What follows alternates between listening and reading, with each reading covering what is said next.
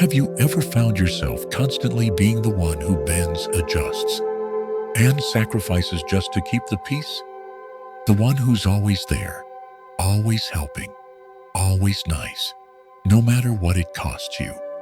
If so, you're not alone. Being the nice one is often praised.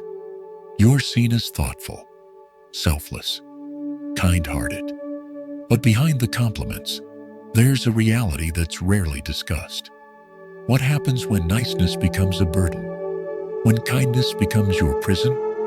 This isn't about becoming cold or bitter. It's about understanding the hidden emotional toll of being endlessly accommodating.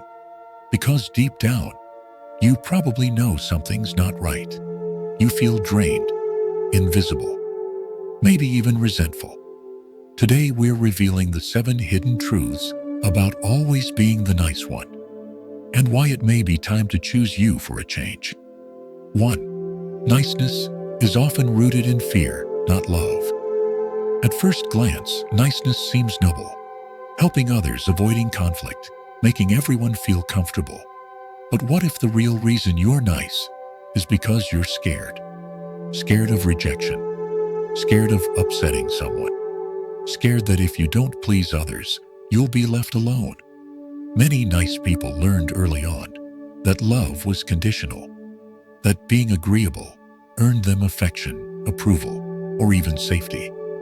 And so they built a personality around being pleasant, helpful, and agreeable, even when it hurt them. This truth is hard to swallow, but acknowledging it can be freeing. Because once you realize your kindness comes from fear, you can begin to choose kindness from love instead, especially love for yourself. 2. People start to expect, not appreciate. The more consistently nice you are, the more people assume that's just who you are. The friend who's always available, the colleague who always picks up the slack, the sibling who never says no.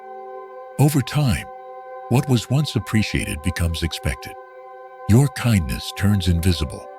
And when you finally say no or set a boundary, people act surprised, even offended. Why? Because they've grown used to you being endlessly giving. But here's the truth. Consistency without boundaries breeds entitlement. And that entitlement erodes gratitude. Niceness shouldn't come at the cost of appreciation. If your giving goes unnoticed, it's time to pause. 3. You attract takers, not givers. Being nice makes you a magnet for people in need. And while that can feel rewarding at first, it can become draining when the relationship is one-sided.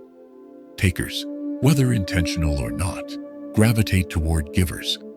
Some are emotionally needy, others are manipulative, and some just enjoy the convenience of someone who never pushes back.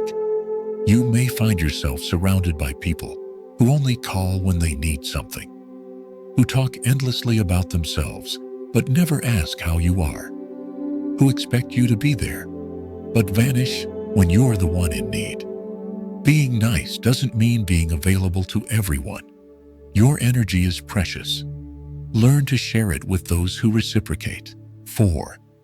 Your boundaries become blurry. Nice people often struggle with boundaries. Saying yes feels easier. Saying no feels selfish. So you agree to things you don't want. You stretch yourself thin.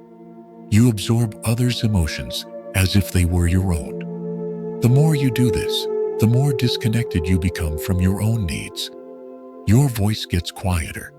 Your identity gets fuzzier. And worst of all, you may not even realize it's happening until the burnout hits. Healthy boundaries are not barriers. They are bridges to a more balanced life. They allow you to love others and yourself. 5. Anger gets repressed. Then exposure implodes. When you're always nice, where does the anger go? You smile when someone disrespects you. You stay quiet when you're overlooked. You forgive without processing the pain. But those feelings don't disappear. They sink deep into your body, your chest, your mind. And eventually, they demand to be felt. For some, the anger explodes, suddenly and unexpectedly. For others, it implodes, becoming anxiety, depression, or shame. Repressing your truth for the sake of peace is not peace. It's a quiet war inside your heart. And it's a war you don't have to fight. 6. You forget who you really are. Over time, always being the nice one becomes your identity. You're the helper, the listener, the one who's always okay. But what about your own dreams? Your opinions? Your desires? They get buried. Because the nice one doesn't rock the boat, doesn't ask for more, doesn't make waves.